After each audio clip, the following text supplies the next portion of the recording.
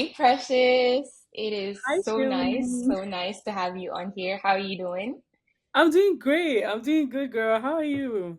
I'm doing well. Thank you so much for coming on. Like, I absolutely, I'm grateful.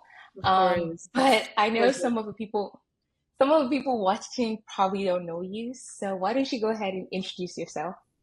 Yeah, of course. So my name is Precious Ona, and I'm a junior at Stillman College. I'm studying computational mathematics, and what else do you want to know? I guess, but that's like pretty much like high level about me. Okay, give us one fun fact about you that you think is not like known to the public. Fun, fun facts. Mm-hmm. Um, that I'm a music enthusiast. Like I am obsessed with music. I don't know if that's like a fun fact. It is a Or fun fact. um, I don't know. I used to play soccer in high school. I played soccer for like 5 years in high school, and a little bit after, until like of course I came here and I stopped. But um, I guess like I used to love sports a lot. I used to play and watch soccer a lot. Um, I don't know what else. I'm currently learning the guitar. I guess like, but yeah.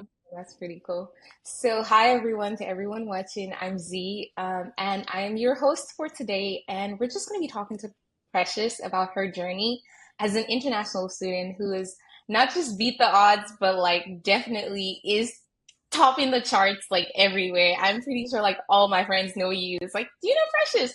Precious Anna. Literally. So that's why we're here. And I'm sure like y'all are probably wondering how is she doing this? So we're going to get the insider scoop from her. So let's get started. I'm just curious, okay? You're doing great stuff here, but I'm just curious, how was the journey from, Nigeria coming over to the United States? What prompted this? What prompted this? I think like right from a young age, personally, I don't know if I should like go all the way back, but I'm just gonna give like a short, high level explanation. Like right from a young age, I just kind of always knew that I didn't want to study like in my home country. I was gonna do like of course like primary, secondary like in Nigeria, but it's like I just knew that I wanted more and I wanted to see more, I wanted to experience more, and I just felt like I couldn't do that like in my home country. Like I always make this joke, like even if I was Nigerian, I feel like I still wouldn't have studied like in my home country because I just always wanted more and I always just wanted to see more and just like like explore more. So I think basically like it first started of course from like that passion, and that's where everything starts from, like whatever it is you're gonna do in life, like it all starts from like that like dream, like oh my god, like I see myself in this place. So it started there. Like the whole journey of how I came here is like a long story. Long story short, I ended up getting a scholarship. Somebody paid for my SAT, and at the time, like of course my parents weren't like too like big on the idea of like me coming here, of course, because they didn't know anyone that came here on scholarship. Everybody that comes to America to study, like they have to like be like politicians kids, or like they have like some trust fund somewhere, so like they're paying Mm-hmm. out of like their pocket. So it's like I couldn't really blame my parents because they didn't really know anybody that came here on scholarship. So they were like, see, like straight up, we cannot afford to send you to the United States, so Oh, like wow. just stay here and study. But then I was like, I know I could get a scholarship, like just give me a chance. So when I eventually got, like, somebody was like, oh, like I'm just gonna okay, basically how I met him was I was like active on this group. It's called Naira Land. It's like Quora, but so like I was very active on Nairaland. Oh my god, like I remember the Nairaland days. Like that was like my Instagram. I was always on there reading people's stories. I always told myself like this is gonna be me Oh, someday. wow. People's stories of how they got their visa, how they got like fully funded scholarships and stuff like that. And I was like, I'm seeing all these stories online. These can't be bots. Like these are real people. Like this thing is happening to people out there. So I know that I can do it too. So eventually like I posted about my thing, and then one day somebody was like, oh, his daughter just got like a scholarship to study in the United States. He wants to sponsor 10 people to write their SAT to start their journey. So I was like, oh, I'm interested. So he was like, okay, the requirement is that all of you have to send your WIAC results, your an essay, I think like a letter of recommendation or something like that, your practice test score for SAT. Like it was just like a lot. Like if I was like lazy or if I was like some, I would have just been like, he's doing too much. Like he's asking for too much. An But I, essay. I know a lot of yeah, it was people like a that lot. Like stop. just to pay for my SAT. Like let's be super real. But I was just like, okay, fine. I did all of that. Sent it over to him. Like a week after I heard back, he said, "Oh, I was one of the people that was picked. He paid for my SAT." When my dad found out about it, he was like, "Wow, so somebody you don't know just paid for your SAT." I was like, "Daddy, it's possible. Like it is possible. That's why I'm telling you this scholarship thing is possible. Mm, It's all about like merits and if you put out a good application, whatever." So that's how I wrote my SAT. And it was like I wasn't too happy with my score, honestly, just because like I used to get like way higher scores on my practice test. But eventually I took the test, wrote it, had my score. I was just like, oh, I'm just gonna apply with this. And then I started applying to schools. I started applying like around like August, like the previous year. I didn't hear back August, September, October, November, December, January, February. I heard back about Stillman March 30th. I will never forget. It was like 4 a.m. in the morning. I was applying to another school. I got the email that I got the golden ticket scholarship, which is the largest or I guess like the highest scholarship in at Stillman, and it was a huge deal to me at the time because wow, like I'd been looking for scholarships all this while, and finally like this thing is actually happening. And so I told my parents, of course, but like it wasn't a full ride. So I still had like a significant amount of money to pay even after I got that scholarship. So um eventually it was like, okay, so Precious, what are you going to do now? Like because even if you have this scholarship, like you won't be able to go if you don't know.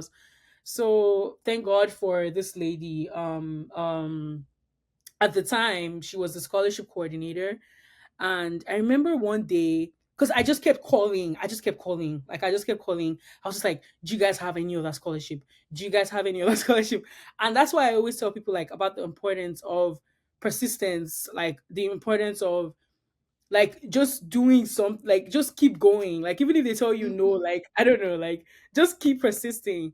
And I remember always like calling them, sending emails. I wouldn't even get response mhm, sometimes. I was just like, see, like this is like I want to lock down this school and I must lock it down because this is the only school that's giving this is school that's giving me the highest amount of money.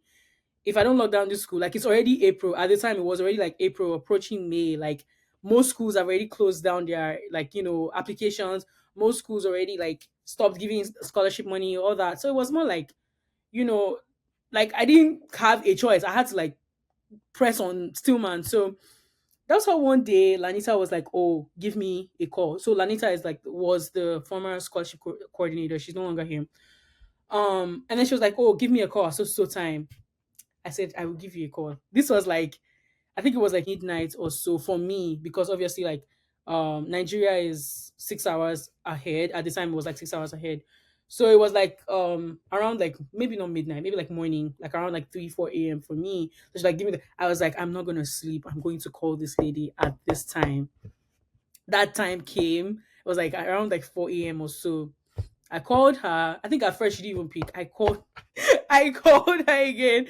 I was like, I'm so serious. Like, I need this thing. So she was like, "Oh, do I know about the Renaissance Scholarship?" I was like, "I don't know about the Renaissance Scholarship. What is it?" She was like, "Oh, make research on it. I want you to apply. It's for, first generation students. It's for students that are, unable to like pay for their fees or whatever, something like that. And international students are eligible. So I was like, oh, okay, that's cool. Send it to me, or in fact, don't send it to me. Like, what's it called? Let me go look at it. Let me go research it, whatever.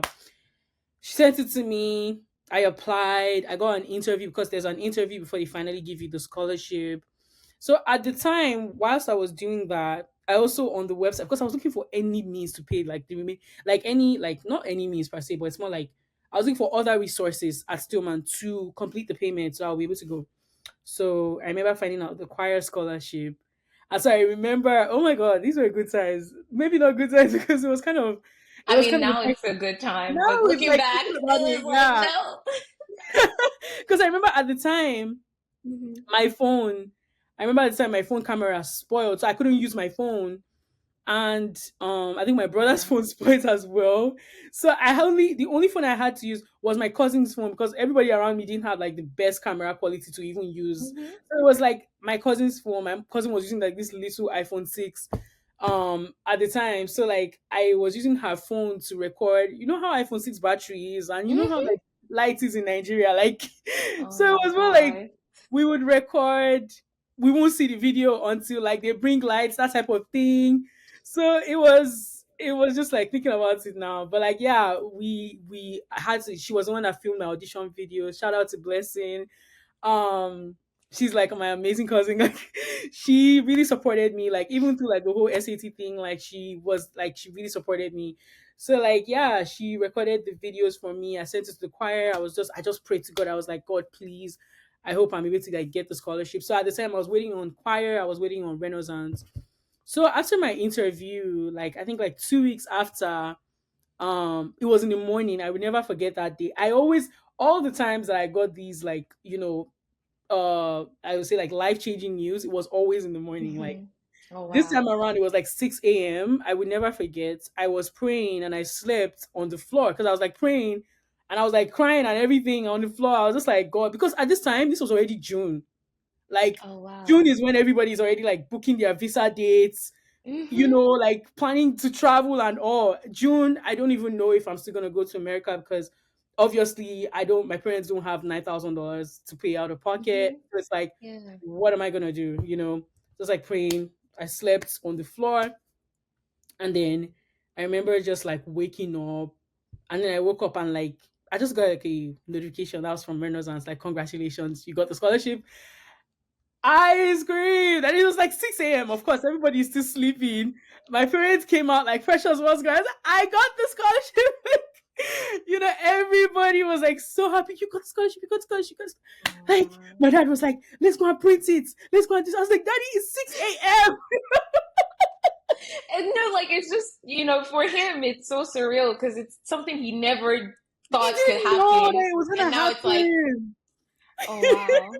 I was like, that is 6 a.m. It was like, okay, okay, okay. We'll wait. When this cyber cafe opens, we're gonna print this. We're gonna say because again, you know how like it's so hard to get visa dates in Nigeria. Like by June, you should already have a date locked down because it's like Yeah. the possibilities of getting a visa date from the period of June. Because my resumption was August 1st.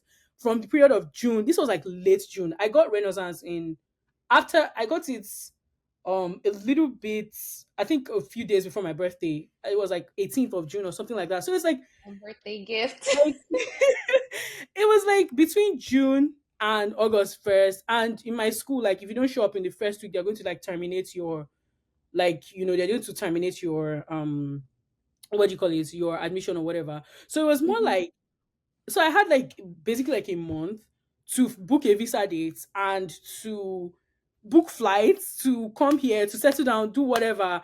And it's like, so that was, so my parents were so happy, like, wow, this is actually happening.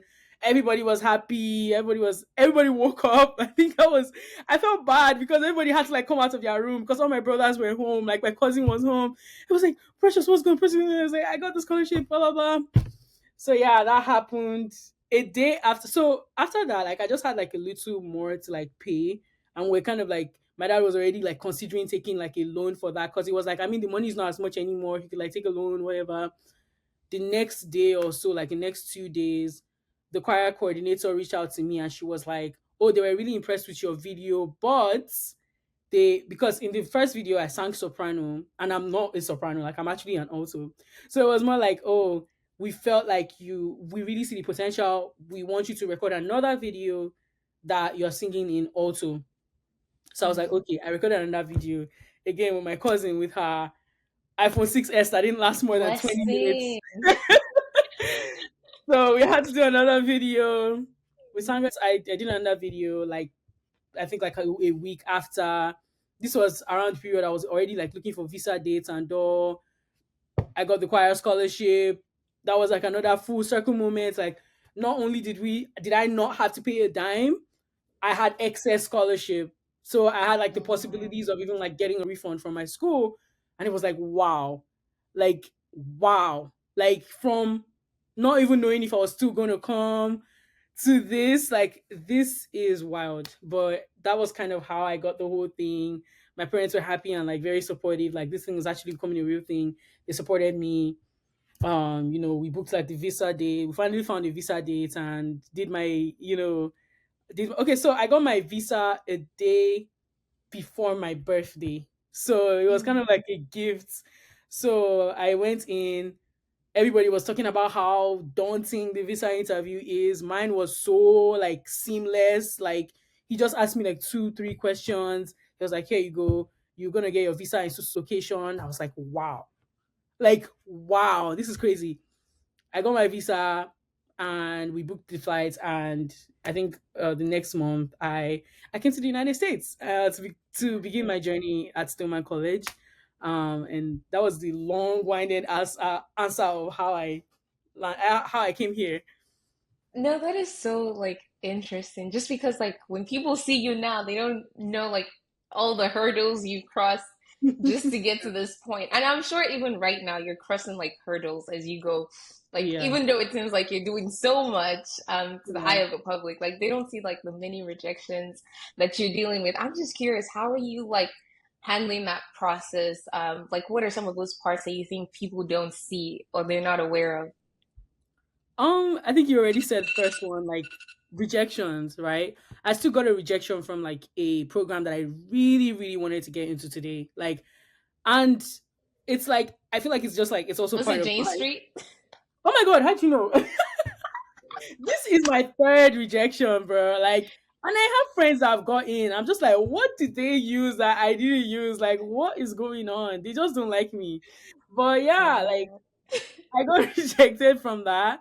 And it's like there's like so much or so many other like rejections that I've had. That's one part that people definitely don't see. Like they only see the one thing that like internship wise, for example, I get an internship, I post it, everybody sees it and say, "Oh, congratulations!" But you don't see the hundreds of other rejections that I've gotten. Like, and of course, I'm not gonna post my rejections, right? Ain't nobody want to see that. Like, I like mean, some people do it on LinkedIn and they like put words around it, like, I'm not to giving up. And I'm like, motivate. Yeah, yay, I'm so glad like you're, motivated to keep going. But like, not everybody can, like, would do that. So, yeah, yeah. I think absolutely. for me, it's just like I want my LinkedIn to surround. Like I want to surround. I guess I want my LinkedIn feed to be filled with positivity. I guess so. It's Mm-hmm. like I'm reading a post and then you're telling me about how, because I see this thing a lot, like people post about like rejections from Google, and it's just like, I mean, no judgment at all, but why would I read all of that only to find out that like you like what was the point? Very Like long that didn't posts. motivate me. They're That just usually depressed very me. long. Like that did not motivate me. Sorry, that depressed me because it's like, Mm-hmm. what are the odds that if you get to this fourth round and you didn't get it, like what's the chances that I will get it? Like it's like it doesn't motivate me. Mm-hmm. If it's like, oh, you said all of that, and then you were like, even though this happened, I ended up getting this offer. So it's like, oh, okay, well, there's a light at the end of the tunnel. So like, let me Mm-hmm. keep grinding because I could get it too. So I think for Mm-hmm. me, it's like that's why I don't post rejections. I don't post. I just want people to like see the good stuff. Um, but I think that's definitely one part that people don't see. Imposter syndrome is another thing that I deal with, and it's like I go to all these events and I realize like I'm not alone. A lot of people actually deal with like severe imposter syndrome, where it just feels like no matter what you do, you're just not doing enough. And this is something like I still deal with today. I'm just like sometimes I'll be scrolling on LinkedIn, I'll be scrolling on Instagram. I'm like, "Ah, look at my mates, like look at what people are doing, right?" It's like it has to take somebody else to, like remind me, like, wait, but actually precious, like look at what you are doing. And I'm just like, well, okay, fine. I did this and I did that. It wasn't hard or anything, but look at what this person is doing. And I'm Mm-hmm. always like at this constant like I would say like stage of downgrading, like to the extent that one time my friend was like, "Precious, why don't you believe in yourself?" Like I think it was one time like I was like interviewing for something and I was like, I mean, what's the point? I'm not gonna get it. And then he was just like pissed, like, wait, why don't you believe in yourself? like because he was helping me with my interview prep, right? And so Mhm. he spent so much time with me, like just trying to like perfect like the whole thing. And then it was like a day before the interview, and I'm saying stuff like, "Oh, like I'm not gonna get it anyways."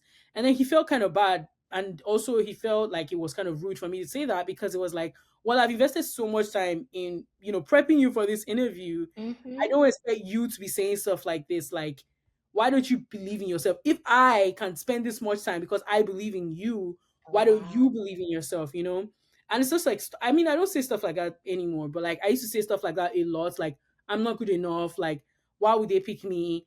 Like, they won't even pick me. So what's the point? Those type of things. So it's like that constant stage of like self doubt, that constant stage of like not feeling like I've done enough. I'm feeling like I need to do more. I feel like there's like the good sides and the bad sides of it. Like the good side is like, oh, it motivates me to actually do more and to actually work. But the bad side is like obviously I'm being like toxic to myself and I'm not like speaking positivity into myself. Mhm. So it's just like that's the parts that people don't see rejections. People don't see like there's still a lot of things I get rejected from, and I'm just like wow, like sometimes I get rejected from something, and then maybe like a freshman, I just like a freshman posting about it, like, and I'm just like that's very interesting because like I would think I have like qualifications to get into this Mhm. thing, but then like it's just like a constant reminder that some opportunities are not like sometimes it's not by merit, sometimes it's just by favor, it's by grace. Like maybe there's something about that freshman that the reviewer saw and he was like, oh, this other girl doesn't have that. It's just like having to like remind myself that if something is for me, like I would get it. Like, if Mhm. something is not for you, then maybe that's why you didn't get it the first time. Or maybe it is for you, but it's not the right time yet for you to have that Mhm. particular thing. So it's like I'm just having to like constantly remind myself about that. Like even if I interview for this thing and I know that my interview went really well and I don't get it, it just Mhm. means it's not for me. So I think those are like the things that people don't see. And of course, like my other like personal life, like friends or like family and stuff. That's another thing that obviously like is not on LinkedIn. But like my whole life is not surrounded around work. I definitely like try to keep like strong relationships and also try to like maintain like good relationships with people as well. And sometimes it's like rocky, and sometimes I'm like sad or depressed, and I don't want to work, and I don't want to do anything. I don't even want anybody to see me. Like, so it's Mhm. like, of course, I still deal with that. Like, so these are just like a few examples of things that I deal with like behind the scenes. I think it's definitely a good reminder, like to know that, you're also human. Yeah, Because sometimes when people see you like posting a lot, they forget the fact that this person's human too. So yes, yeah, thank you so much for like being vulnerable and sharing that because not a lot of people would do that. And I yeah, think it's very great the kind of people you surround yourself with. Because like having a friend that says like, I believe in you, like reality check, yeah, calm down. I think that is so amazing and so interesting. But you did mention something that I just want to like get into it a little bit more. yeah. You mentioned like this concept of if something is for me, then I'm Mhm. going to get it anyways. And I don't know about other students, but I know there's certain groups of international students that Yeah, just it's like I understand the market is crazy. yeah, You're trying to fight for your neck, your stay, yeah. whatever it is, right? Maybe you're fighting for a scholarship that could like very well pay your next bill Mhm. because of how the economy is back in your home country or whatnot. Yeah. And we see this thing where people hesitate to like share stuff that they're aware of. Mm, I'm just gatekeeping. curious, is this something that you've ever like dealt with where you're like, Mm. I just really, really need this one to work out. So like Yeah, let me keep it on the down low and then like maybe when I get to can refer another person to it. yeah. I'm just curious. Um, Let me think. So personally, I just feel like whenever like I come across any opportunity, it's my first instinct is not that, oh, this opportunity is for me alone. Let me just keep it. No, like it's never been that for me because I just feel like I'm this kind of person that like I don't want to be the only person in my friend group like Mm, thriving, like because I just feel like at the end of the day, we're all gonna get there, and I just all want us to like get to that stage. Like I don't want to be the only person that's like applying to stuff and getting these things, and then my friends who I would like, how would I call somebody my friend and I'm not like sharing opportunities with them? Like it doesn't resonate well with me. But I totally get what you're saying. It's like the whole gatekeeping culture. That's something that I have experienced, and like I could write a whole book about. Like it's this thing where like people are just like getting stuff around you, and you're like, like in Nigerian terms, like, "Ah, show me the way now. Like, how are you doing? Oh, is God, oh, like you're finding these opportunities from somewhere. Can you like share? Can you?" And I'd be like, Mm-hmm. one thing about me is like I'm very like open about like my struggles. So it's like when I was struck like in freshman year, for example, when I was like struggling to get all these things, like get all these like into all these fellowships or like programs or even like internships, right? I'm always like reaching out to people, whether LinkedIn or even like in real life, like even people in my school, Mm-hmm. like, please, if you come across this opportunity, let me know. If you come across this, I want to see it. I want to apply, like at least, even if I don't get in, like at least let it be that okay, at least I applied, right? Not that I don't Mm-hmm. even know about it. There's so many programs that I didn't even like. HBCU First, for example, is so popular. Everybody knows about HBCU First, but like I just feel like I'm the only HBCU person that I didn't know about it because I didn't find out about it until my sophomore year. And of course, I knew people around me that were doing it. And the only reason I didn't know about it is because they didn't tell me, right? So it's like Mm-hmm. I really don't get it, but I think from some people's perspective it's like, well, like if you tell too many people it increases the competition and Mm-hmm. all that just doesn't make sense to me because I just feel like at the end of the day, like if I apply to something like and you apply to something, there are two things. It's either we both getting or we both don't getting or one of us gets in. Like Mm-hmm. it's not that deep. Like if I get in and you don't, it's like it's not that oh I took the opportunity from you. Like no, like it's like the sky is big for everyone, big enough for everyone to fly. So I just feel like I've never been in that position where I will find out about something and I'm like, oh my god, I don't want to share with anybody. I want to keep this to myself just cause like I would even feel bad if I if I end up getting it and it's like Mm-hmm. nobody around me knows about it. Like I'll feel terrible. Like and this happens to me sometimes where I get into something and then people are like, oh my god, I didn't know about it. Oh my god, I didn't and I'm like, oh, I probably just forgot to share it because people see my posts on LinkedIn all the time. A lot of people reach out to me and they're like, Mm-hmm. "Oh, Precious, like send me opportunities, send me this, send me." So when I Mm-hmm. find like when I see anything on LinkedIn, there are so many people that I share to, like so many, like I can't even keep count Yeah. sometimes. So it's like I'm sharing to so many people on Color Stack, on rewriting the code, on Girls Who Code, and I'm sharing to like into like directly into people's DMs. Like it's so hard to like remember everyone, right? So It's a like full-time job. exactly, like it's so hard to remember everyone. So if somebody's like, "Oh, I didn't know about this," like I've gotten over like getting that guilt from, "Oh my god, I wish I sent this to this person," because I'm like, I mean, I tried my Mm-hmm. best to send it to everybody. Maybe I just forgot about this person. Like, I'm not going to kill myself about it.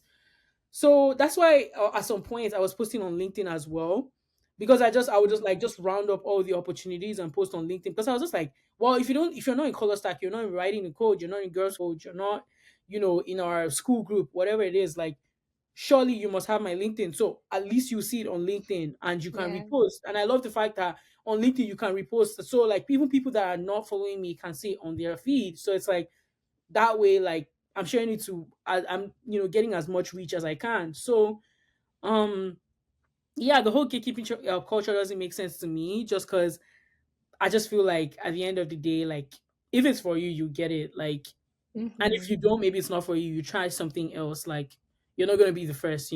But yeah. That makes sense. No, I absolutely resonate with that. Honestly, like people have played a huge role in where I'm at, and that's why I'm very, Mhm. very passionate about like, it takes a lot of time, to actually go and share these opportunities. Like people don't Yeah. recognize, like I'm saying, hey, I think this would be great for you.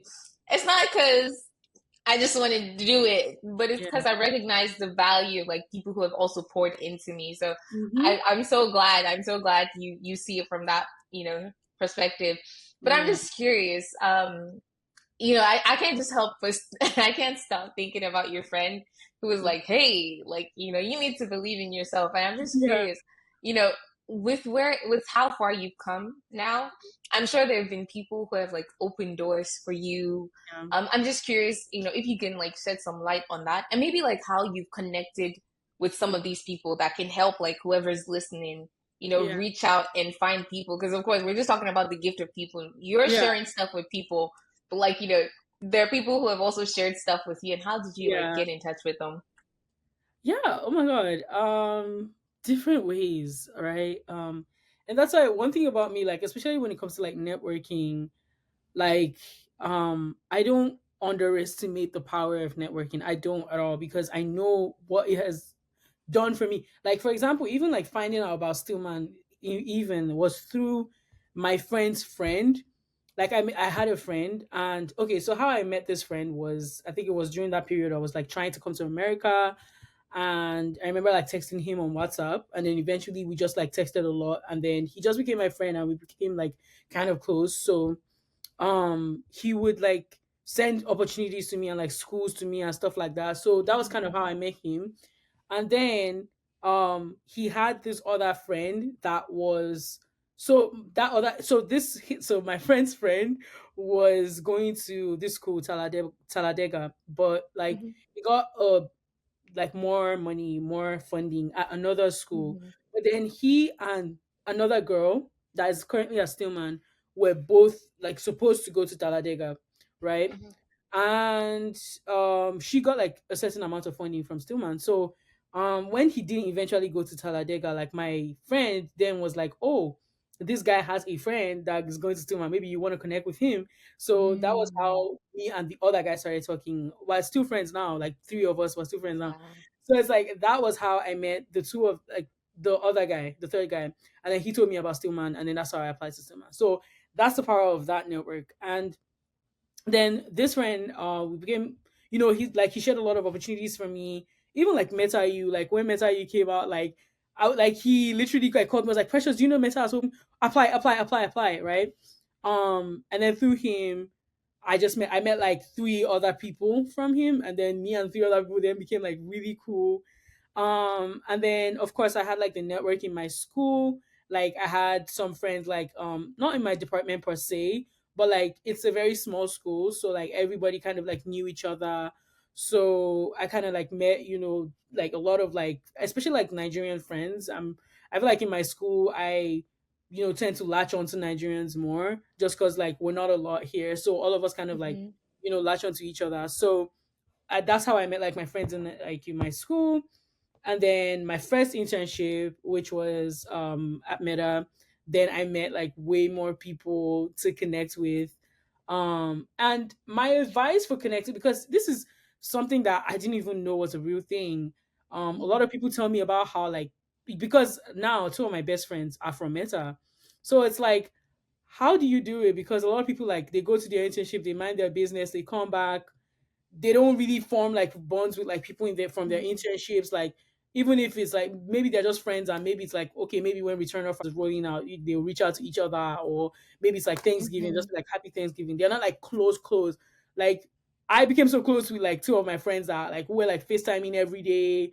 We're like, Wow. traveling to see each other type of thing. Like we're like super close now, more like sisters. Like, and so people ask me like, how do you do it? Like internship, like how? Because a lot of people from internships don't really form that bond. And I'm just like, I don't know. Like I just put out my authentic self out there. Like when I was at Meta, like I met two of these my friends. You probably already know them, Ella and Pearl.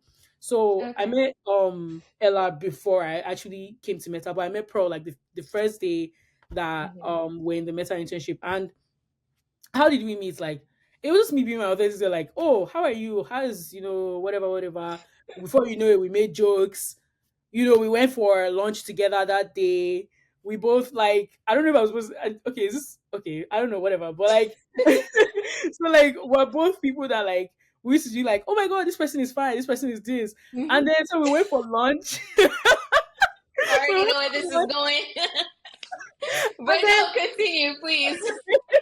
we went for lunch, and then we saw this guy, and then in my head I was like, why he kinda, that type of thing. And then my other friend was like, oh my god, like he low key kinda, that type of thing. And then we both like laughing. And this is how I met Pearl. Like this is literally how I met Pearl. Oh Like wow. because before lunch we had tech set up, but we didn't sit down together during like tech setup. Hmm. I sat down with like somebody else. And then it was like after that we went for lunch, and then we're sitting right beside each other, and I just said that, and then she responded, and we just like laughed about it. And then I had a major crush on like the person in question, like for the most part of my internship. But like, yeah, like Internship that was crushes never go anywhere. Just saying. so good. But yeah, But that was to those who are making it work, props to them. Props to them. honestly, like, I'm so jealous of them. Like, how do you guys actually do it? Like, what? Show me your game card. Anyways, sorry for another day. But like, yeah, so we end up like joking about it, and then I was like, oh, look at the hair, look at the this, look at the this, look at this, and then Pearl was like responding like, oh my god, that's so true. Like, how do people do this? How do like people like take care of themselves? Like, not take care of themselves per se. It's more like Mm-hmm. look at the hair, because I'm very like big on hair, so we just kept talking about like his hair, right? So it was just like a thing, and we're just like talking about it a lot. Like at this point in time, the only thing I knew about her was her name, because obviously like we connected on LinkedIn. We didn't know anything about each other, Oh but we're talking wow. about like two drunk girls that have been friends for 10 years, and we're just like talking about like random stuff. So like it was just like after we finished talking about it, we're like going back to like the I think it was classic on like on the Meta campus. We're like walking Mhm. back, and then it was like at that point, wait, you're pro, right? You know, that type of thing. And Oh, then you're like, I know you. and then that's how we kind of Wow. connected. Okay. And we just started talking. And then like 3 days after, so of course we collected each other's number or whatever. 3 days after, Pearl did rice, and she's like texting me. She's like, oh, because we stayed in the same apartment complex too. So she's like texting me. She's like, oh, Precious, you want to come and eat rice? I was like, ah, man, I'm interested. Like, I went to the place, I ate rice, and then we were like watching like movie. Like we're just like watching a movie together. We just both had the same views about life. Like we were both Mhm. like roasting the movie characters together. We were both like laughing at like whatever, whatever. Like this is just like 3 days after we met, right? But we just built this bond that I was just like, wow, like in my first week of the internship, I already found like a really close friend. And then of course there was Wow. Ella as well. So I met Ella before I came, and then we met also during tech setup. So but during lunch, I think she had a meeting, so we weren't together. But like the evening of, we all walked home together. So it was me, Ella, Folusha Henry, John, Arinola, Yvonne. So it was like all of It's us. how you know all their names. Like, Yes, because like I still talk to most of them. oh So wow. it was a lot of them like that, and that was kind of how like we just formed that bond from the very first day. And the next day I went there, it was more like, so if I had any issues, I already like kind of knew who to go, and just like why, Mm-hmm. like how far, just help me with this thing. So like we like just like we started helping each other with our project. Ella is like a brainiac, like she's really good at like coding and all that stuff. So it's like Ella was really good at like helping in stuff. I was also like assisting as well. Anybody that needed help, like half precious, like look at this issue, like what can I do? So it was Mm-hmm. more like I was helping this person was helping me. So we're helping each other with projects. We're going for lunch and dinner together. We were, all the so that just made the bond like stronger and stronger and stronger. Some of us also stayed in the same apartment complex, so we just, started like Mm-hmm. vibing. And so that was kind of how I made that connection, and right after that, even when I like got back, like I was still like close with her, like, and Pearl used to tell me this, and Pearl used to say like if we lose connection, she's going to murder me. So I was just like, I knew that I couldn't lose connection with Pearl. Like, because so the last day that I was supposed to leave, she was like, Precious, do not go without telling me so that I can like come out and like give you like a hug or whatever. And Oh. then something happened, so like I had to like rush to the airport, so I didn't even have time to like tell her goodbye. So like on the way, I just saw a text, like, so I mean, of course I texted her. I was like, I don't think you will be able to say goodbye because I'm like rushing, blah blah blah. And then she was like, that's fine. So on the way, she just texted me. She was like, if we lose connection, it's your fault and I will murder you. And I was just like, oh, sorry. The dark side so fast. No, she But was that joking, is of sweet. course. That is no, no, no, no. I know, but I'm saying like those are the sweetest kind of friends. Like friends that tell you like, Yeah. if you leave my life, I'm coming to find you. I'm Those going are to the find you. sweetest. She used to tell me, and Ella too, she used to be like, if we lose, I'm going to come to Alabama and I'm going to steal you, like that type of thing. So it was more like me, Ella, and Pearl just knew that, like, we just formed that bond. And Ella and Pearl are in the same school. So it's like, we all just formed that bond, and it was just like, oh, wow, like, you know, that was how I met them. And then through Pearl, I ended up meeting her other friends, like Chinwe. She's like another like, and you probably know she will like she's another like really amazing person as well. And then I met like a lot more like other people through them, and that's how I formed connections with them. And then of course like Mhm. after the internship, I did like a bunch of other programs. Like I think I did Propel during the fall. I also did an accelerator program, and I think I did egg. So I that was where I Mhm. even met like some people from your school. Like, Yeah. no, sorry, Blessing is not in your school. She's in Oakwood, She but was so I awkward. met Blessing. I ended up meeting Jennifer because we all roomed together. Mhm. That was how I formed those connections. I met from AM. I met Sunday. I met I met up before that because Mhm. I met up at another competition before. But like yeah, Okay. just going to the, like internships and like these competitions and like these fellowships that I was doing just made me like just like meet other people. And I'm again like I'm not meeting people with the intention of, oh my god, like I want these people to one day help me, or I want these people. No, I'm just like putting my authentic self out there and just like genuinely trying to form a connection with this person. And one thing about me is like I don't force connections. Like if it wasn't there like on the first day, or if we're vibing at all, like I'm not gonna like try to force you into being my friend. It has to like be natural. And that's how it was with like even with Ella. Like literally the first day I talked with Ella, it was more like I knew her for years. Like we're already like laughing about like the most randomest things. So it's like, like I try to like be very intentional with these connections. So even at work, like even at like my internship, even this summer, the internship that I did, the connections I made, like really amazing, really funny people. Like when we're always laughing in our calls, like in our pod meetings, we're always like making jokes because it's like I know it's a work environment, but like, you know, sometimes I genuinely want to like make connections with like people, and just like make the whole work thing like like more fun for myself. Mhm. So yeah, I would say that's how I met. That's how I meet people, honestly. And of course, we don't live in a bubble. Like if I meet one person, like it's not like it's just that one person. Like that one person knows other people as well. And then that's Absolutely. why, especially in this country, like it almost seems like all the Nigerians know each other because of that thing. Like because you meet this one person and then this one person introduces you to this one person, and then your friend knows this one, and then this one knows this one, and then before you know it, you all just like kind of form that community. And all that won't happen if you don't want to put yourself out there. Two, if you don't talk to people. Three, if you don't like genuinely try to connect with people. I feel like Mhm. these are what like helped me to, yeah, meet people that have been very, very, very instrumental in my life too. Absolutely. And one thing I really like that you said is just like putting your authentic self out there. And for Mm-hmm. people that are like, okay, I don't go to competitions, I don't go to conferences, maybe like you're not eligible or you're not being selected. Like Mm-hmm. the same goes for your social media platforms. Like just put yourself out there on LinkedIn, put yourself out there. I know it can be very scary. People are like, I don't want to post on LinkedIn. Yeah. Just be you, and people Yeah. like your clan, your crew will find you. Like they'll be like, Yeah. oh, that person is just like me, and then they'll Mm. find you. So I think like that's actually a very amazing tip that a lot of people need to be reminded of. Like it sounds very cliche when you say be you, but like Yeah. honestly, like that's really the best way to go about things. Yes, be you. Like I feel like you said, it's so cliche. Like everybody just like be you. Like it's like, what do you mean be you? Of course, I wasn't gonna be anybody else, right? But it's like it's that constant reminder to actually be yourself. Because me, for example, like I've known for a long time that I'm a yapper. Like I like to talk, right? So I'm not going to like meet someone and try to just like pretend like I don't talk and just be like, hey, what's up? Like, no, like that's not me. I've known that for years and years now. Like, I'm not gonna just not be who I am. Like, I don't over talk, right? Like, I don't say stuff that I'm not supposed to say.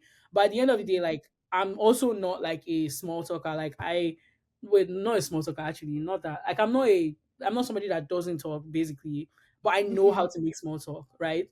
Like, that's Hmm. one thing about me. Like, if I meet somebody, we could just talk about the most random things. I'm not just gonna be like, oh hi, bye. I'm just gonna hi, how are you doing? Like, what's popping? Like, are you enjoying the event? Oh Hmm. my god, I love this event. Oh my god, I've been to this one and this one. How about you? This blah blah blah. So it's like again, like I resonate on connection. Like if the person is like acting like, oh, I don't want to talk to this girl, it's like I'm not gonna force you to talk. I'm just gonna be like, oh, okay, cool. Like we'll just go our separate ways. But if it's somebody that actually resonates on the same frequency with me, like it's either one a yapper like me or it's like actually invested in the conversation, like I'm gonna carry it along. Like, okay, then we're just gonna like vibe and vibe and vibe. Like, and I've had this so many times. Like, I'll go to these events and then after that, people are like, oh my god, Precious, we have to stay in contact. What's your contact? What's your LinkedIn? What's your this? Like, there is no way. Like, this was so fun. I want to continue this conversation. I want to continue this, right? And that's how I form connections too. Like, not just me having to maintain those relationships with people, but also the like thought of people wanting to maintain those relationships with me too, just because we started off like really right, and maybe they just want to like continue that. So it's putting yourself out there. And I'll say one last thing, like my friend used to say like a closed mouth is a closed destiny. So it's like you have to talk, like you maybe you don't have to, right? Like of course it's not like introverts are not getting jobs, but like I feel like actually putting yourself out there gives you way more chances to one get a job, to network with people, and also to make you memorable, right? Because a lot of people are introverts these days. Like if I'm a recruiter and like nine people come to talk to me and they were just like, I can see through them and I can see that they just want to use me. Like they're not even right like trying to get to know me. And then this one person comes and it's like, how are you? Like, what did you study? Like actually trying to get to know me. I will remember that person. So when they reach out to me on LinkedIn, I'm more inclined to answer that person because I'm like, oh, this person Mm-hmm. is genuine. Like, I can even vouch for the Yeah. person because I'm like, this person is a very genuine person. This person is, not just out there for the job, but actually, wants to maintain connections with people and talk to people. So, putting yourself out there, and even on LinkedIn, I feel like LinkedIn is also a very like introverted way to put yourself out there because it's like people are not seeing you in real life. So if you can't yap in real life, yap on LinkedIn, right? I mean, Mm-hmm. just don't post cringe things, but like because a lot of people a lot of people these days are treating LinkedIn like Instagram. It's crazy, but just don't post cringe things. Even though people argue that cringe things would bring traction to your page and would give Mm-hmm. you I don't know about that. But like just be your authentic self, and post and encourage people and post opportunities, whatever it is, like just put yourself out there on LinkedIn. And yeah, that's my advice. Absolutely, because I was even talking to someone, and it doesn't have to be anything like fancy. Even if it's just like, oh, I learned this today, or I Yeah, came across this problem, and here's how I would approach it. Like, yeah. curious to get any other person's thoughts. Like, just even doing that will get people responding. You'd be surprised how many people are thinking of the same thing, and are like, oh, Yeah. wait, I was actually thinking of this as well, and here's how I would go about it. So that's actually really good. So, talking about internships, you seem to have had your fair share in big tech.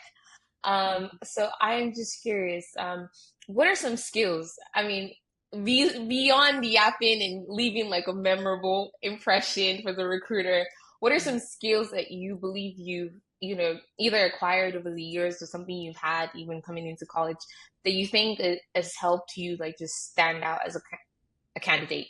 Yeah. Oh my god. So you said beyond yapping, and that was like the first thing I was gonna say. But let me think. Let me see. I guess just the fact that like everybody is unique in their own way. Like everybody is different. Like it's very rare to see two people that are exact like the exact same, think the exact same, or like just approach life the exact same way. Like it's very rare to see that because everybody is different. Everybody approaches life differently. Mm-hmm. Everybody has had different experiences. So it's like my best advice is to let that shine in your application and in your interview. Like show how unique you are. Like what is it that you have that this other candidate doesn't have, right? And it's not like saying like outrightly saying it like I have this and this other person doesn't have it. No, it's more like just be yourself, like literally that. Like it sounds so cliche, and oh my god, like saying this reminds me of my Salesforce interview. So I did the Salesforce Tech Equality Summit, and during the like because they did like a little like interview prep like before our actual interview, and this was literally what the recruiter said. She was like, this might sound cliche, but it's true. Be yourself. Like be yourself. Like in the interview, let that shine. Like let who you are shine. Don't try to be anybody else. And that's the mistake a lot of people make, especially in interviews.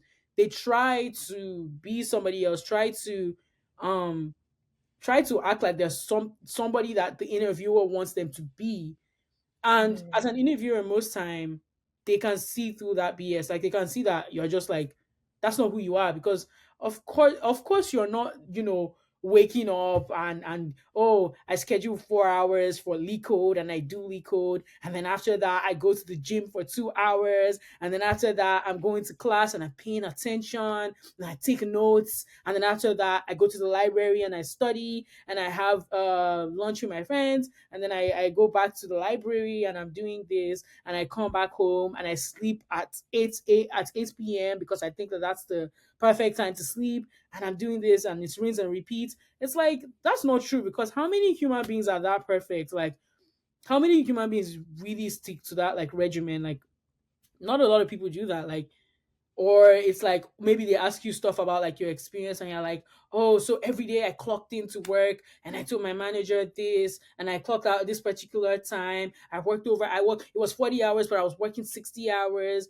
I didn't care because I was so passionate. Like, it's like, okay, that's BS. Like, I know as an interviewer that that's BS. So it's like, um, a lot of people try to have that like image. So it's like they want the interviewer to think that there's this perfect candidate. And it's like a lot of the times that's not the case. Like the interviewer really is just trying to get to know you as a person, because like more likely than not, the person you're interviewing with, you're gonna have to work with them, because most of the time they have interviewers from like your potential team. Like the people that interviewed me for my Salesforce interview are the people that I'm gonna be working with next year, and that's how a Oh, lot of other wow. companies are. Like when you're interviewing with a particular person, like more likely than not, they're gonna place you in that team, because a lot of the times the interviewer can vouch for you and be like, you know what, this person, I really love the person, I really want the person on my team. So it's like I don't want to work with someone as a robot. Like, I don't want to work with someone that, okay, yes, you can write 5,000 lines of code, but guess what? ChatGPT can do the same, right? But what's the difference between you and ChatGPT? You are a human being, you have personality, you have passions, you have aspirations, you have a whole life. Like, I want to see through that. Like, I don't just want to see, like, your work ethic and what you can. I already know, I've seen your resume. Like, I already know you can do all of that. Like, even if I ask you, like, technical stuff, I only probably just want to know like, okay, what have you had experience with? But or maybe can you speak more about this experience that I saw on your resume? But what about you as a person? Like, who are you? So I feel like that's one thing that has helped me even with my interviews. I always tell people like my Meta U interview, well, before my Salesforce interview was my best interview that I ever did.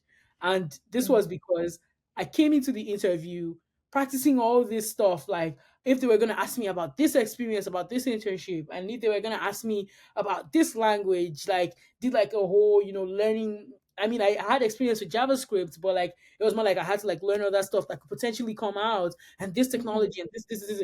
I came to the interview, and bro just wanted to know who I was.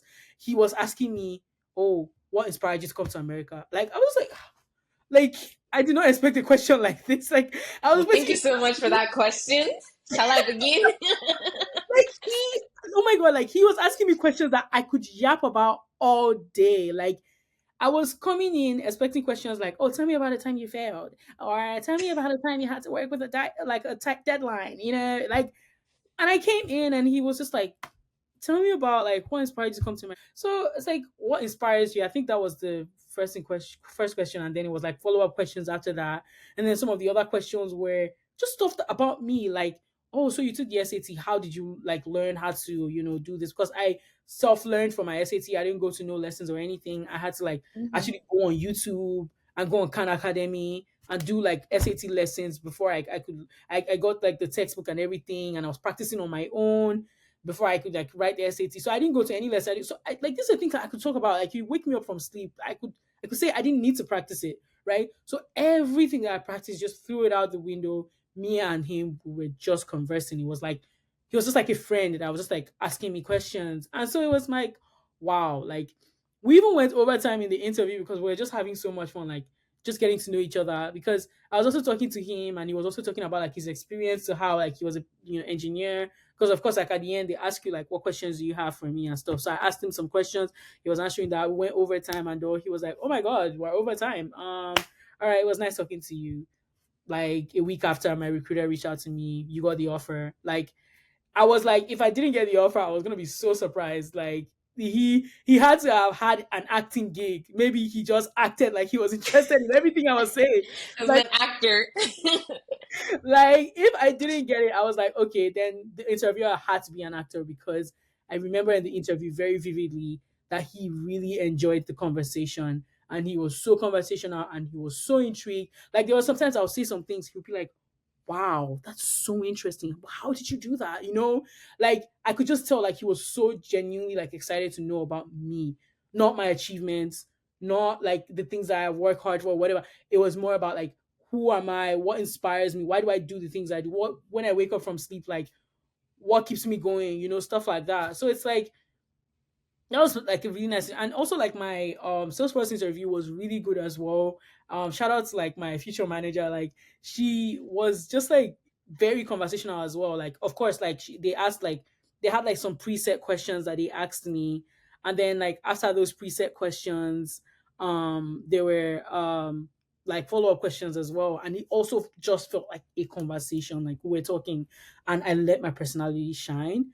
And when I even got the offer, my recruiter called me and she was like, one of the reasons they really liked you was because like they could see that you were somebody that had this quality and would just, you know, shine in the internship. So it's like, and this was not even about my skills, you know?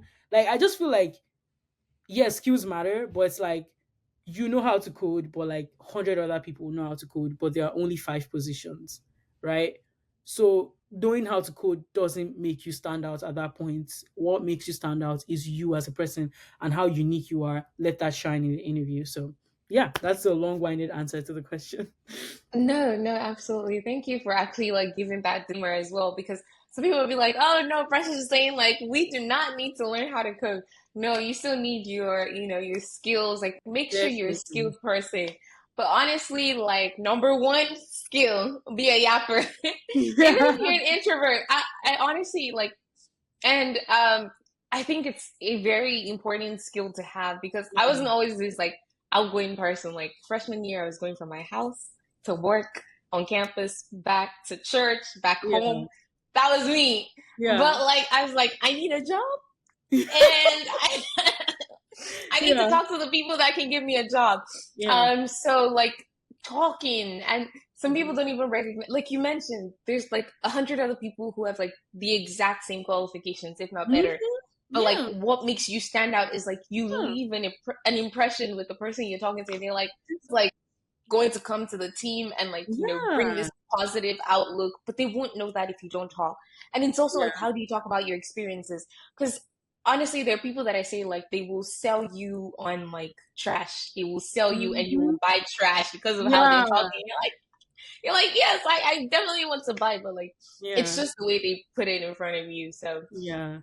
My sell friend always yourself. tells me exactly. Sell yourself is like that's a major point too. My friend always Mhm, tells me he's like the interviewer is not trying to like when you go into an interview, you're basically trying to tell them that listen, like if you don't hire me, that's gonna be a major L on your part. Like if you don't like if you don't hire me, you're gonna miss out.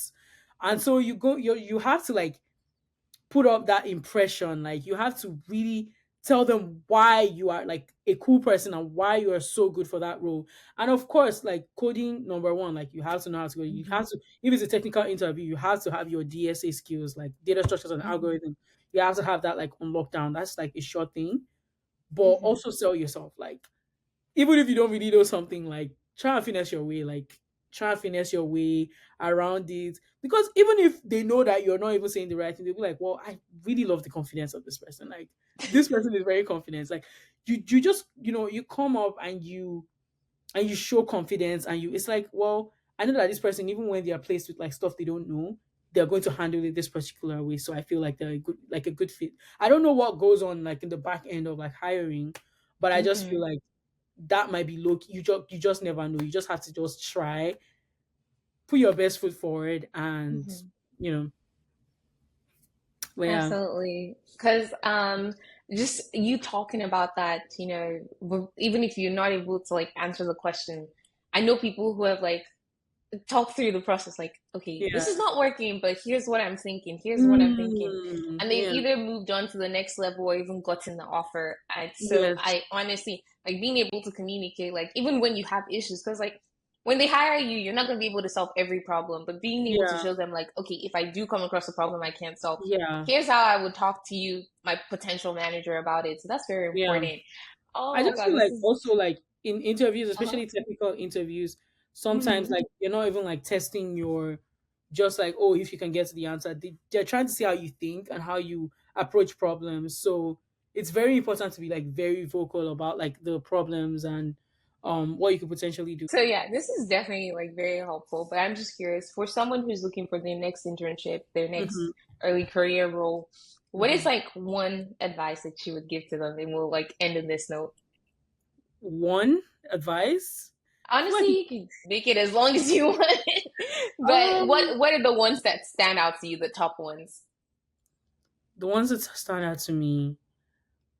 I mean, I'm definitely not gonna like leave out like grace, the part about grace, just because I think that that plays a huge role in even like this whole recruiting thing. Like, I've seen very skilled people that have solved over 400 leak code questions that still don't have an internship, right? So it's like at that point, it's not really about skill, right? It's about like, and I've also seen and experienced like interviews. I've seen people that have done interviews, they did really well, didn't get the offer. Even me, like I'll do an interview, solve the question, we end on a good note.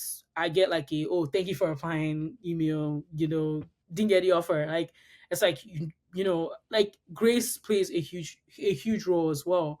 So that's like my number one thing, like especially like the person is like a Christian, like don't depend on your like on just your capabilities. I've forgotten the part of the Bible that says this, but there's even a part of the Bible that literally says it like don't depend on your own human capability. And And lean on because your like own understanding. yeah, and your own understanding. I don't wait, what part of the Mhm. Bible is that again? I can't remember. Was I it think like that's Proverbs? Proverbs 3:5. It's a like, Okay, trust in the Proverbs. Lord with all your heart Oh, your and heart. lean not on your own Yes. understanding. Yes. Oh my Hmm. God. Yes. Yes. Yes. It was Proverbs. So, and this was something like I even when I was recreating, like I put it in my notes as well because it's just like that constant reminder that like I need to trust God no matter what it is that I think I know, whatever it is I know. Because the thing about if you don't trust God, it's like you're more likely to your imposter syndrome is going to spike up like crazy because it's like you are trusting so much in yourself, and then when you fail it's more like, oh my God, I'm so bad at this, and then it makes you one like more prone to give up, and two just like like the pain of not getting that thing will hit more because first of all Hmm. you didn't even trust God, you were trusting yourself. But if you trust God, and if let's say unfortunately you didn't get that thing, it will come from a place of, well, that just means God didn't want me to have it, right? Hmm. And um this is something that has also happened to me. Like there's so many things that I didn't get, like, and now I just look back and I'm like, "Ah, I'm so thankful I didn't get it. Like I'm so thankful. I don't know if I can like name drop companies here, but like there was this one company that goes from A to Z. That that I interviewed with them. I had a really nice interview. Like the question that they gave me, solved it, even optimized it, everything. Me and the interviewer were in good rapport. I was like, oh my God, like she was like, you're gonna hear back soon. She was like smiling and everything.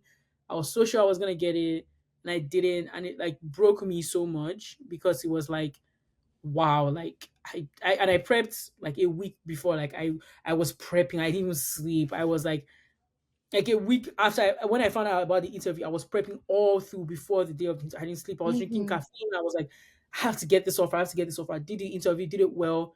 I didn't get the offer, and I felt so bad, and I was just like, God, like why this and this and this and this, and then like months after, I'm so happy I didn't get it because that would have taken 4 months out of my life. Of course, like everybody knows about, like, the company is very like they have a very high tense work culture. It's like something that I would have had to like focus all my energy on. Probably Hmm. cried a couple of times. Probably not have had time to do a lot of impactful things that I actually did over the summer. Probably not have met some people that I've met. it's just a lot, right? And obviously, like just even Mhm. like working for the company itself, like I don't think I want to even work in that type of work environment. Like I'm very big on having a good work life balance. I'm very big on not killing myself to work, because one thing about me is like a lot of people don't even see this, but like I don't learn things fast. Like I'm a very visual learner. Like if I have to learn a concept, it takes me time. And so that's why I end up putting extra hours, like spending midnights on like concepts to actually really grasp it. So it's like that is a company that has a very fast work culture. Like they want you to deliver stuff fast. And I wouldn't thrive in such an environment because that's just not me. So I feel like when I didn't get it, it was just God just saying like, this is not where I want you to be. This is not like this opportunity. Obviously, if I was there, I obviously wouldn't have known about Salesforce Tech Summit. I wouldn't have applied. I wouldn't have Mm. been able to travel Oh all the wow. way, spend 3 days there to, because obviously I would have been in my internship. So why would I be traveling like up and down? Mhm. So I ended up getting a remote internship, which was obviously not as prominent, but then it was like, at least I had the chance to like do a lot of more impactful stuff that I did. And even in the Mhm. internship itself, I'm glad for like the stuff that I did as well. So it's like, Mhm. you know, having that mentality that like having that mentality that if you again it just all goes back to this whole if it's not for you, it's not for you thing, because really like there's something you want so badly and then later in life you just be like, oh, thank you for not giving me that thing, because it would have been very bad. So I'll say number one, latch on to God, like trust in Him, pray to Him, whatever opportunity it is, like no matter how small the opportunity is, like no matter how small, like pray, just be like, oh God, I am dedicating this thing to you. My second advice, take your data structures and algorithms seriously, because especially if you're a slow learner like me, it takes time to familiarize yourself with these things. Sorry, I had to be very slow with that word, but like it takes time to. So except you're like someone that's like right from secondary school, you just grasp things like that. It takes Mhm. time to familiarize yourself with these concepts. Like data structures and algorithms is a whole thing. Like having to understand this, like how this algorithm works, like BFS, DFS, how to like traverse a Mhm. tree, like how to, all these other algorithms like sliding window or binary search, and you know, having to do like all these questions, all these questions on leak code, like starting from, because obviously on leak code you have to start from easy, then medium, but then Mhm. even starting out, let's be honest, easies are like mediums, like because like you're just starting out, like nothing is easy. Like what do you mean easy? Like nothing is easy. No, because I remember like You literally solve the like, first question and you're very like you're feeling very motivated. I got this. I got this. And then you click on the yeah. second one and you're Then you like, see the second wait, one, it's like let me fix that.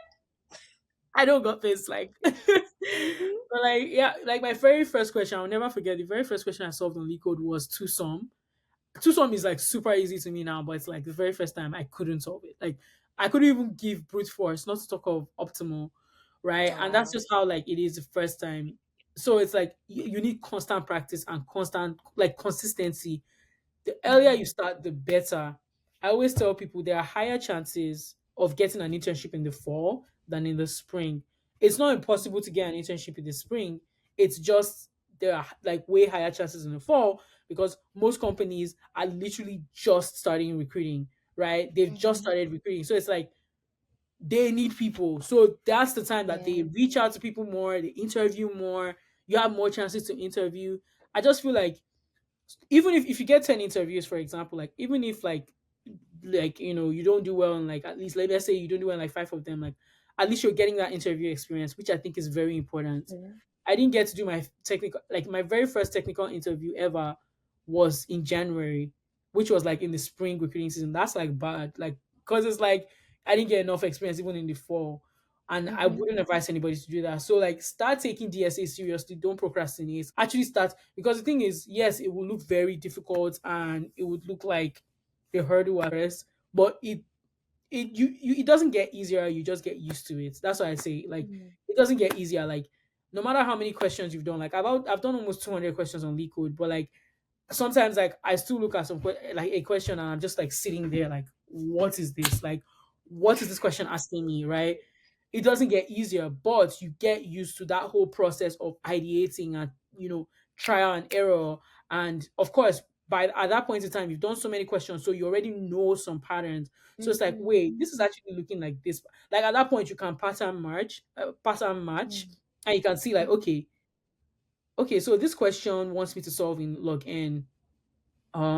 That's a binary search, right? But you won't know that if you don't practice. So it's like, Mm-hmm. take DSA very seriously now. Like, don't start later, start now. Um, my third thing is be very like active in communities, right? Like Color Stack, for example. I feel like Color Stack is a huge blessing. Cause like I don't even know if I'll be here without Color Stack. Like Color Stack is very, very, very like pivotal to my journey. Like getting here, in like this whole tech field, like a lot of opportunities I found in Color Stack. A lot of like even the community I found in Color Stack, like people that, oh, I have an interview. Somebody's just like, oh yeah, sure, I could do like interview prep for you, that type of thing. So be very intentional like about these communities, especially if you're in Color Stack or rewriting the code. Girls Who Code is another really good organization. I'm also in Head Start, which is like a mentor mentee program as well. Try to like be very intentional about joining these communities because like they are literally there to see you succeed. Like Mm-hmm. I feel like in my school, like yes, they want me to succeed, but like it's not like super hands on like my progress in life or my progress in like tech. But like these communities are literally there. Like Color Stack, for example, like would partner with companies and they're like, okay, well, we have so slots open. Like, I want you guys to apply for it. Like, they are literally like formed, like Mm-hmm. they're there for you and for your success. So take like use that opportunity. Like don't hinder yourself. Like don't do like what do they used to call this thing? I'm being low key. I'm like being low key will not help anybody. Be like active in those communities, use those resources, and also give back as well. Don't just like take and take. Make sure that like you're also giving back to these communities as well, and you will see like very like tremendous effect of what those things would do for you. So I think these are like a few of like my top, I would say, like nuggets on um how to get an internship today. And of course, like the no brainer, like apply apply to places, get feedback on your resume, because sometimes some people have the right experiences but don't have the right template for the resume, or Mm-hmm. explain it well on their resume, or don't have the right skills to put on there, like stuff like that. I feel like for me, like I can't even count. I've lost count of how many people have reviewed my resume. Like my resume today is has been a result of so many iterations. Like I've edited it so many times, got feedback from even recruiters. Like I've had recruiters literally review my resume and tell me, okay, this is what I think you should change. So it's like Mm-hmm. reviewers, like even people at like top companies, like even people at like top positions. Like I've had it reviewed by so many, even students like me as well. Like because I always want to like ensure that I have, the best looking resume, so that it's like, okay, when I'm applying, I'm not shooting myself in the leg by just Mm-hmm. sending in a bad resume and expecting that somehow like they're going to reach out to me. So I think these are like a few things I'll say. Yeah, I don't think I have Said anything. a few things and just drop wisdom everywhere. No, like these are all very I can't I will not even add to that because like you've already covered like the top things that people need to do. And I'm so glad that you came on today. This has definitely been, I'm sure like for whoever is listening, they will be blessed as well. Because I have certainly even though I've been off leak code for a while, I'm like, okay, I Yeah, need to go back and get on that leak it's code. hard to stay Um consistent in this field. It's actually hard. But yeah, that is motivated me. So I'm sure I'm walking out of this episode with one thing. So I'm Yeah, sure that everybody who's listening is, going out with a lot more because I've listened to some of this stuff. So that's why it's not new to me. But I'm sure for those yeah, hearing it for the first time, they're like, okay. So thank you so much for joining us. I'll be putting like your socials on the screen so people can connect with you and reach out to you if they have any questions. But I yeah. really appreciate this. And hopefully we have you for another episode. Who knows? You come and teach us how to get a full-time role. that six-figure offer. Amen, amen. And yeah, of course, like thank you for inviting me for this. I feel so honored So sweet. to just like come here and like talk about my experiences. But yeah. Okay, thank you so much. I appreciate that.